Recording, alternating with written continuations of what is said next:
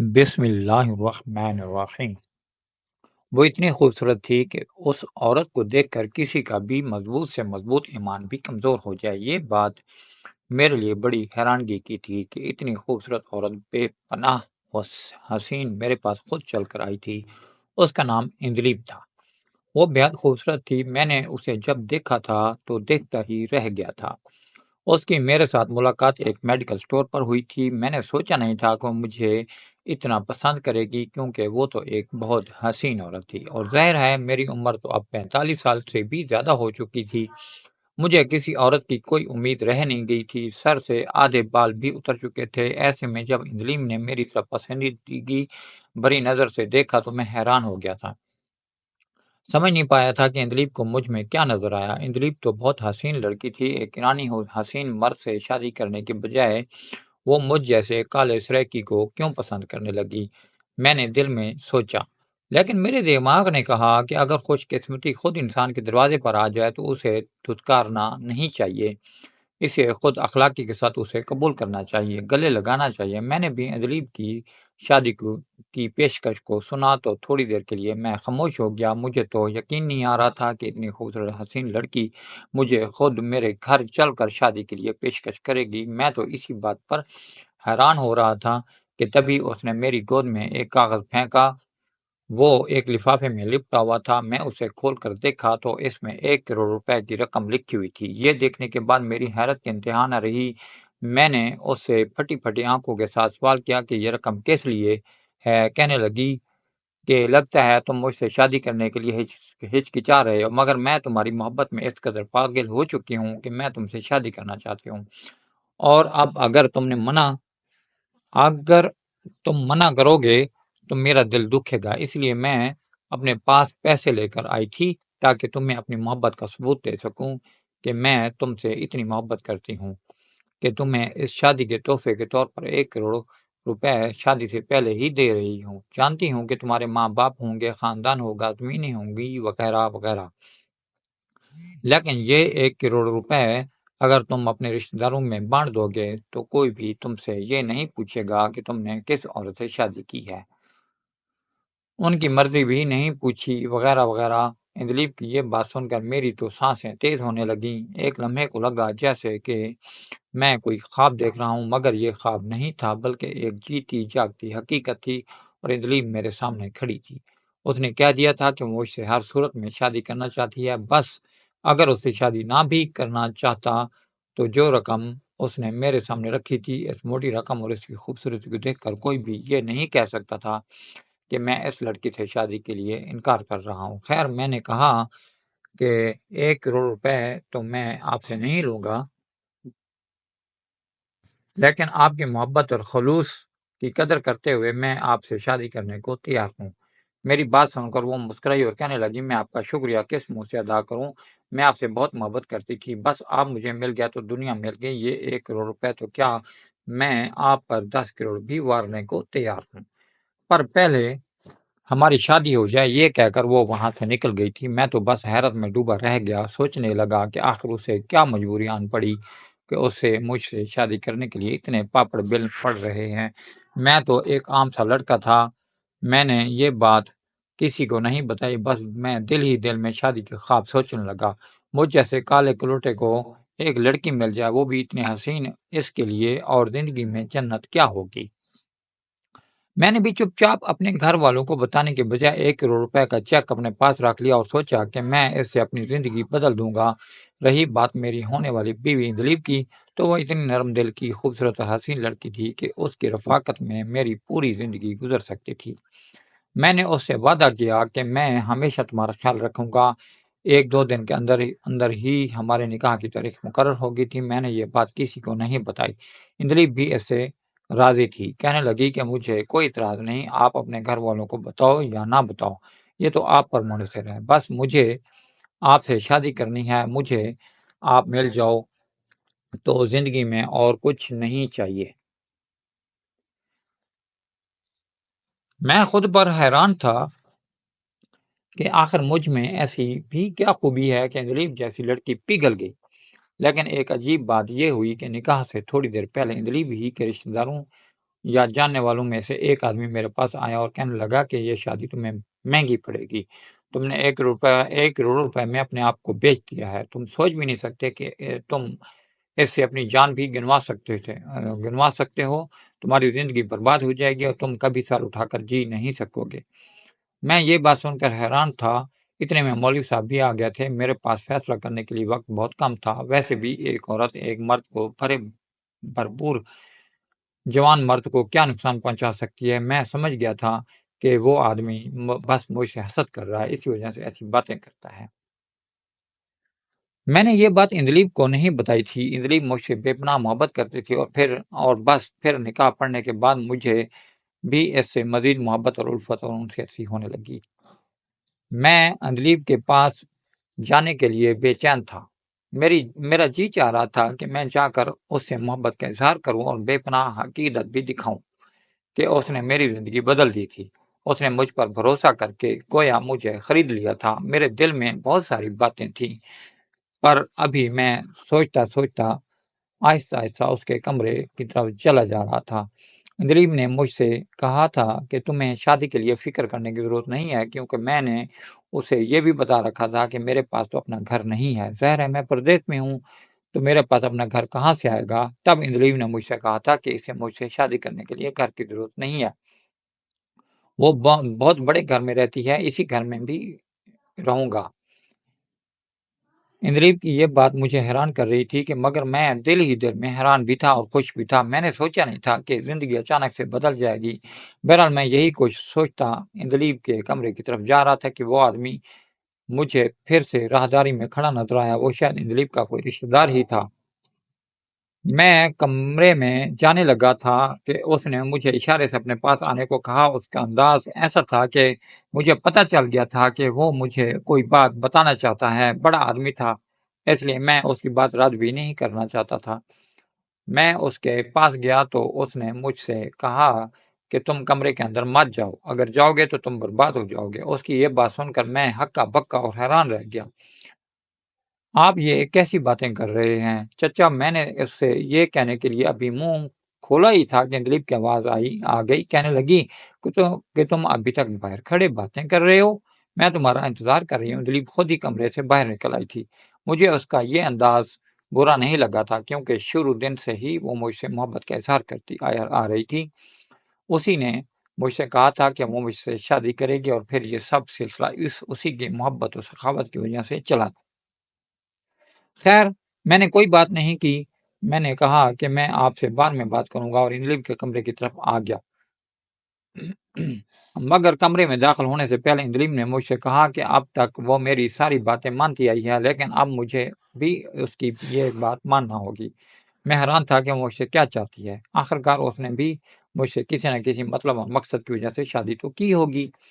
میں نے اسے پوچھا تو کہنے لگی میری زیادہ کوئی بڑی شرط نہیں ہے، شرط بہت چھوٹی سی ہے، مگر آپ کے لیے اس شرط کا ماننا بہت ضروری ہوگا، ورنہ آپ اس کمرے میں داخل نہیں ہو سکتے۔ اس نے بڑے دلربا انداز میں کہا تو میں نے اس کے سر پر ہاتھ رکھ کر قسم کھائی کہ میں آج رات اس کی ہر شرط ماننے کو تیار ہوں، کیونکہ وہ اپنی زندگی میرے نام کر چکی تھی۔ کہنے لگی کہ یہ شرط نہیں بلکہ ہماری ایک رسم ہے کہ شادی والی رات جب دلہا کمرے میں جاتا ہے تو کمرے میں اندھیرا ہوتا، دلہا دلہن کو شادی کی رات نہیں دیکھ سکتا اور وہ اسے شادی کے بعد ہی دیکھ سکتا ہے، یعنی کہ صبح یا پھر اگلے دن۔ میں نے تو تم پر احسان یہ کیا کہ میں اندھیرے سے اٹھ کر باہر آ گئی تاکہ ایک بار تم میرا دیدار کر لو، لیکن کمرے میں جانے کے بعد تم مجھے دیکھ نہیں سکتے، میرے چہرے کو نہیں دیکھ سکتے، کیونکہ کمرہ پورا اندھیرے میں ڈوبا ہوگا۔ اور ہاں، کمرے میں روشنی کرنے کی اجازت بالکل نہیں ہوگی۔ اس کی بات سن کر مجھے حیرت ہونے لگی تھی۔ بات تو بڑی عجیب سی تھی، پر کیونکہ اس نے کہا تھا کہ یہ ایک رسم ہے تو میں بھی خاموش ہو گیا۔ میں نے کہا ٹھیک ہے، جیسے آپ کہیں گی میں ویسا ہی کروں گا۔ میں کمرے میں آ گیا، مگر کمرے میں داخل ہوتے ہی مجھے عجیب سا لگنے لگا۔ کمرے میں ایک عجیب سی آواز تھی، جیسے پانی بہہ رہا ہو یا پھر کسی کے سانس لینے کی آواز تھی، پر ایک آواز تھی، وہ مکمل خاموشی نہیں تھی۔ کمرے میں عموماً تو خاموشی ہوتی ہے، پتہ چل جاتا ہے کہ انسان اکیلا ہے، پر اس کمرے میں نہ صرف اندھیرا تھا بلکہ تنہائی کے ساتھ ساتھ ایک خوف بھی تھا۔ جلدی سے اس نے میرا ہاتھ پکڑا اور مجھے بیڈ پر بٹھا دیا، بولی کہ آپ اپنے پاؤں اوپر کر کے بیٹھ جائیں، میں آپ کو ایک دودھ کا گلاس لا کر دیتی ہوں، وہ آپ نے لازمی پینا ہے۔ مجھے اس بات پر خوشی ہوئی تھی کیونکہ یہ رسم تو جانی پہچانی لگ رہی تھی۔ یہ رسم ہماری شادیوں میں بھی ادا کی جاتی ہے، دودھ پینے سے دن بھر کی تھکاوٹ اتر جاتی ہے۔ خیر ہماری کوئی ایسی شادی نہیں تھی جس میں مجھے تھکاوٹ ہوتی، بس یہ تو ایک مختصر سا نکاح ہی تھا جس کے بعد میں اپنی بیوی کے پاس موجود تھا، لیکن مجھے بہت عجیب سا بھی محسوس ہو رہا تھا۔ پورے کا پورا کمرہ اندھیرے میں ڈوبا ہوا تھا، مگر پھر جیسے ہی خاموشی ہوتی تو مجھے یوں محسوس ہونا شروع ہو جاتا جیسے کہ میں اس کمرے میں اکیلا نہیں ہوں بلکہ کمرے میں کوئی اور بھی موجود ہے۔ میں جیسے ہی ایسے آواز پر دھیان لگانے کی کوشش کرتا، اندلیب کوئی نہ کوئی بات شروع کر دیتی، کہتی تم سناؤ تمہاری زندگی میں اور کیا ہے۔ پھر مجھ سے اس نے ایک عجیب سوال کیا، کہنے لگی تم 45 سال کے ہو گئے ہو، تمہارے دل میں آخر کوئی تو ارمان ہوا ہوگا، آج تک کیا تم نے لڑکیوں سے کوئی بات چیت یا دوستی نہیں کی؟ اگر کی ہے تو مجھے ایک ایک کر کے ساری بتا دو، میں صبح تک تمہاری باتیں سنوں گی۔ مگر اندلیب تو ابھی باتیں کر ہی رہی تھی کہ مجھے سخت نیند آ گئی، پتہ نہیں کیوں مجھے ڈر بھی لگ رہا تھا۔ میں تو اندلیب سے کوئی کھول کر بات چیت نہیں کر پا رہا تھا، نہ ہی اپنی محبت کا اظہار کر پا رہا تھا۔ آپ خود ہی سوچیں کہ شادی کی رات اگر آپ کو ایسا محسوس ہو کہ آپ کے کمرے میں ایک نہیں ایک سے زیادہ لوگ موجود ہیں تو آپ کو کیسا لگے گا؟ آپ تو کھل کر اپنی آنکھیں بھی نہیں کھول سکیں گے۔ بہرحال میں نے اپنی بیوی سے ایسی کوئی بات نہیں کی جس سے اس کا دل دکھی ہوتا۔ تھوڑی دیر کے بعد مجھے نیند آ گئی، میں نے اپنی بیوی سے اجازت لی اور سو گیا، مگر جیسے ہی صبح میری آنکھ کھلی تو میرے ذہن پر ایک عجیب سا بوجھ سوار تھا۔ میں اٹھ کر چاروں طرف دیکھنا چاہتا تھا کہ ہوا کیا ہے، کیونکہ رات تو میں کمرے میں سویا تھا تو مکمل طور پر اندھیرا کر دیا گیا تھا۔ میری بیوی اندلیب نے مجھے منع کر رکھا تھا کہ کمرے میں روشنی نہیں ہو سکتی، اسی وجہ سے میں بھی چپ چاپ بیٹھا ہوا تھا۔ مگر پھر جیسے ہی میری نظر گھر کے فرش پر پڑی تو میری تو جیسے جان نکل گئی تھی۔ اس کمرے میں ایک نہیں بلکہ سارے وجود موجود تھے۔ میرا مارے خوف اور غصے کے برا حال ہو گیا تھا۔ مجھے اندلیب پر سخت غصہ آ رہا تھا مگر اس وقت امن تھا، میں اس کمرے سے نکل سکتا تھا۔ میں کمرے سے نکل کر باہر آ گیا، میں نے اپنا موبائل بھی اپنے پاس رکھ لیا۔ میرے دل میں سخت غصہ تھا، مجھے اپنی بیوی پر یقین نہیں آ رہا تھا وہ ایسا بھی کچھ کر سکتی ہے۔ میں نے سوچا نہیں تھا کوئی اتنی بڑی دھوکے باز اور جھوٹی نکلے گی۔ پتہ نہیں اس نے مجھ سے شادی ہی کیوں کی تھی، کیونکہ ایسی عورتوں کو شادی کی ضرورت نہیں ہوتی جن کا دماغ اس قدر الٹا ہو۔ میں وہاں سے نکلا اور سیدھا جا کر اپنے دوست اکبر کو فون کیا، میں اسے ملنا چاہتا تھا۔ اکبر مجھے تھوڑی دیر کے بعد باہر ہوٹل پر ملنے آ گیا۔ میں نے اس کے ساتھ ملنے کے بعد فون بند کر دیا تھا کیونکہ میں اب اندلیب سے کوئی بات نہیں کرنا چاہتا تھا۔ میں جانتا تھا کہ اندلیب نے جو کچھ بھی کیا ہے میرے ساتھ اس کا ازالہ وہ کبھی نہیں کر سکے گی، کوئی نہ کوئی الٹی سیدھی وضاحت دینے کی کوشش کرے گی، لیکن میں ایسی وضاحت کو نہیں مانوں گا۔ میں جیسے ہی اپنے دوست اکبر سے ملنے پہنچا تو وہ بھی مجھے اس حلیے میں دیکھ کر حیران رہ گیا، کہنے لگا کہ میرے دوست تم اتنے پریشان کیوں ہو، چہرے سے ہوائیاں کیوں مڑی ہوئی ہیں؟ میں نے اسے ساری رویداد سنا دی کہ میں اپنے گھر نہیں جانا چاہتا، لیکن اسے اصل بات نہیں بتائی۔ میں نہیں چاہتا تھا کہ وہ اندلیب کے بارے میں کچھ بھی سوچے یا پھر اس کے ذہنی توازن پر شک کر بیٹھے۔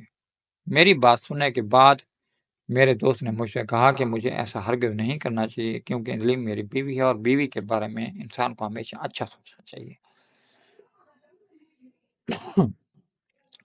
وہ مجھے تانے دینے لگا، کہنے لگا میں نے تو تمہیں اس وقت بھی کہا تھا کہ اندلیب کی شادی کی پیشکش پر غور کر لو، اچھے طریقے سے سوچ لو کہ وہ تمہیں اس شادی کے لیے اتنے پیسے کیوں دے رہی ہے، مگر تم نے تو اس بات پر ذرا بھی غور نہیں کیا۔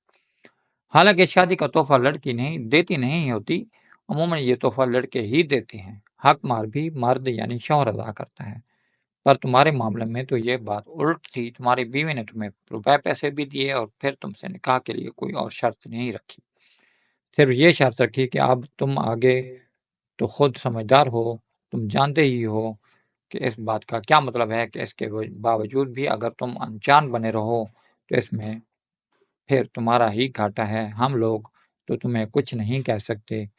میں اکبر کی باتیں سن کر پریشان اس لیے تھا کیونکہ میں اسے اپنی بیوی کی اصلیت تو ہرگز نہیں بتا سکتا تھا۔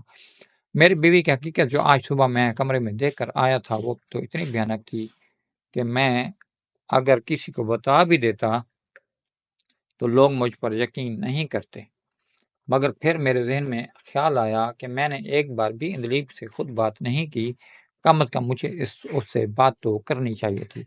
یہ ہم دونوں میاں بیوی کے درمیان کا معاملہ تھا، ہمیں آپس میں صلح صفائی سے حل کرنا چاہیے تھا۔ بس یہی سوچ کر میں نے دلیپ سے کہہ دیا کہ میں گھر آ رہا ہوں۔ میں نے اسے میسج کر دیا تھا پر اس کے میسج کا کوئی جواب نہیں آیا تھا۔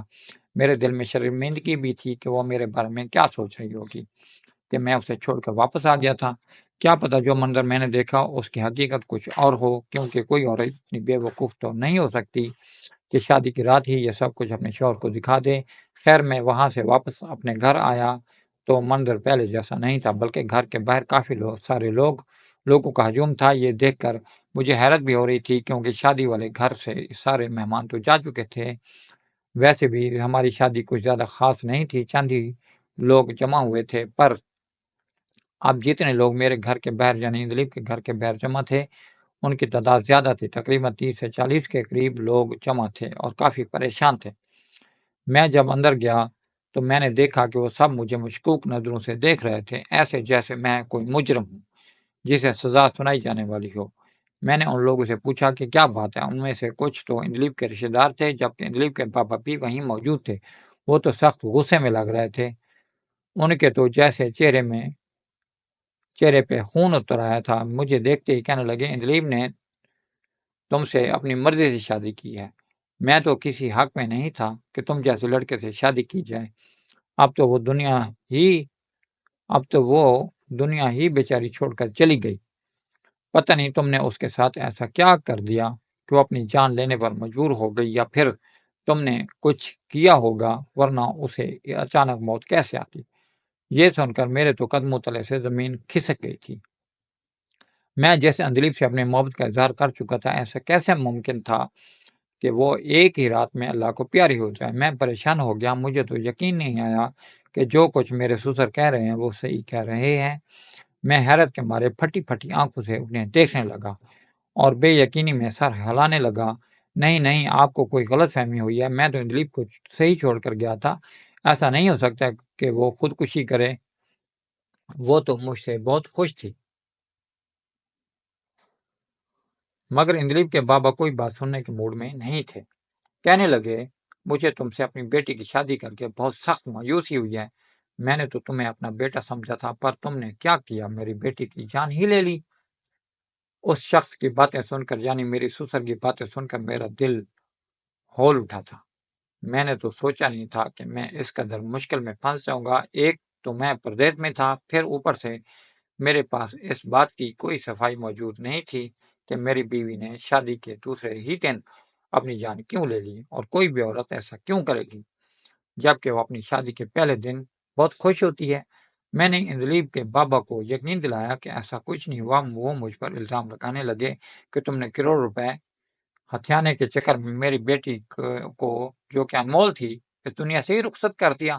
خدا تمہیں پوچھے گا، خدا ہی کیوں، میں تمہیں پولیس کے حوالے کروں گا۔ دلیپ کے بابا کی یہ دھمکی سن کر میرا خوف ساتویں آسمان پر جا پہنچا تھا، پر میں انہیں روک نہیں سکتا تھا۔ دلیپ کے باقی رشتے دار بھی مجھے ہی قصوروار ٹھہرا رہے تھے۔ کوئی ایسا نہیں تھا جو میری مدد کر سکتا یا مجھے یہ کہہ پاتا کہ بیٹا تمہارا قصور نہیں ہے، قصور ہمارا ہے۔ یہ بات تو سننے کے لیے میں ترس گیا تھا، مگر خدا جانے کیسے اور کب وہاں اکبر آ گیا۔ اکبر میرا ایرانی دوست تھا، وہ ان لوگوں کے حالات اور زبان کو صحیح سے سمجھتا تھا۔ اکبر نے اس وقت میری بڑی مدد کی، کہنے لگا کہ آج میں اپنے دوست کی مدد کے لیے یہاں آیا ہوں۔ اپنے دوست کے کردار کی گواہی میں دیتا ہوں اور اسے پچھلے 6 مہینے سے میں جانتا بھی ہوں۔ آپ لوگ اسے بلا وجہ سزا نہیں سنا سکتے اور نہ ہی اسے پولیس کے پاس بھیج سکتے ہیں۔ اگر آپ نے کچھ کرنا ہے تو کم از کم میرے دوست سے اس کی صفائی میں کچھ پوچھ ہی لیں۔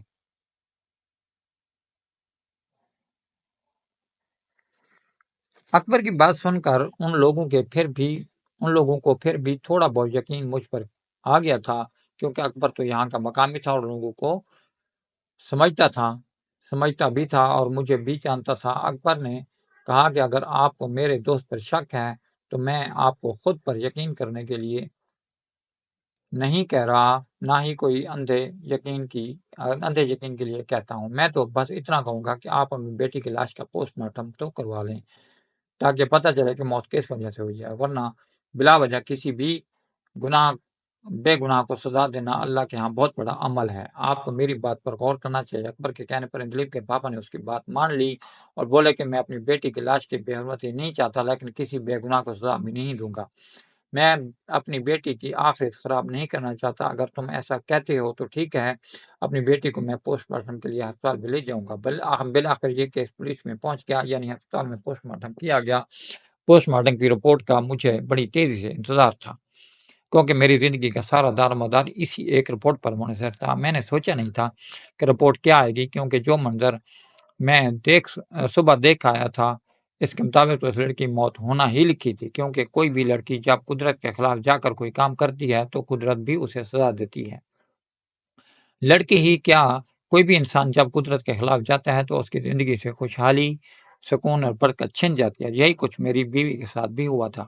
پوسٹ مارٹم کی رپورٹ آئی تو پتہ چلا کہ اس نے خودکشی نہیں کی، بلکہ اسے کسی زہریلے جانور نے کاٹا ہے۔ پر یہ سننا تھا کہ اندلیب کے بابا کے چہرے پر اداسی سی چھا گئی۔ مجھ سے معافی مانگنے لگے، بولے کہ بیٹا مجھے معاف کر دو، میں جانتا ہوں کہ اس نے تم سے شادی بھی اسی وجہ سے کی تھی تاکہ وہ اپنے شوق پورے کر سکے۔ میں یہ سن کر حیران رہ گیا تھا کہ تبھی اندلیب کے بابا نے مجھے ساری حقیقت بتا دی اور ساتھ میں مجھ سے معافی بھی مانگی۔ بیٹا تمہاری بھی جان جا سکتی تھی اگر میری بیٹی کی بے وقوفی کی لپیٹ میں تم بھی آ جاتے، پر خدا نے اس کے نصیب میں جو لکھا تھا اسے مل کر رہ گیا۔ میں تو اسے 10 سالوں سے یہی کہہ رہا ہوں کہ تم شادی کر لو، پر وہ کسی عام انسان سے شادی کرنے کو تیار نہیں تھی۔ اس نے من میں ایک عجیب خیال بنا رکھا تھا کہ جو شخص میرے سانپ پالنے پر اعتراض نہیں کرے گا میں اسی سے شادی کروں گی۔ بس پھر کیا تھا، جب اس نے تمہیں دیکھا تو یہی من بنا لیا کہ تم جیسا معمولی انسان جس کے آس پاس کچھ نہیں ہے وہ اس کے اس شوق پر اعتراض نہیں کرے گی۔ میری بیٹی نے مجھ سے بھی پوچھنا گوارا نہیں کیا، کہنے لگی کہ آپ جو چاہتے ہیں میں کروں گی، شادی ضرور کروں گی پر اپنی مرضی سے۔ وہ بس مجھے خاندان میں نیچے دکھانا چاہتی تھی، اسی وجہ سے اس نے تم سے شادی کر لی تاکہ میری جگ ہنسائی نہ ہو، اور میں نے اس کی ماں کو طلاق دی تھی، اس کا بھی بدلہ پورا ہو جائے گا۔ پر وہ یہ نہیں جانتی تھی کہ اللہ کے لکھے کو کوئی مٹا نہیں سکتا۔ میں تو اپنی بیٹی کا برا نہیں چاہتا تھا، پر اس کی یہ عادت اسے لے ڈوبی۔ ویسے وہ 10 سالوں سے سانپوں کے ساتھ رہتی تھی، پر پتہ نہیں کیسے اس رات ہی سانپ نے اسے کاٹ لیا۔ اس میں تمہارا قصور بس اتنا سا ہے کہ تم دن کی روشنی میں دروازہ کھول کر آ گئے، روشنی پڑنے سے سوئے ہوئے سانپ جاگ گئے اور انہوں نے میری بیٹی کو ڈس لیا۔ پر تم اس سب سے ناواقف تھے کیونکہ تم نے خود یہ منظر پہلی بار دیکھا تھا، اس لیے میں تمہیں معاف کرتا ہوں۔ پر میری بیٹی دل کی بہت اچھی تھی، بس اسی ضد نے مار ڈالا۔ میں اپنے سسر کی باتیں سن کر بہت دکھی ہو چکا تھا کہ کوئی اولاد اتنی بھی خود غرض ہو سکتی ہے۔ میں تو اندلیب کی اتنی بڑی حقیقت کو جانتا ہی نہیں تھا۔ بس جو میرے نصیب میں لکھا تھا وہ مجھے ملا، اور جو اندلیب کے نصیب میں لکھا تھا وہ اسے مل گیا۔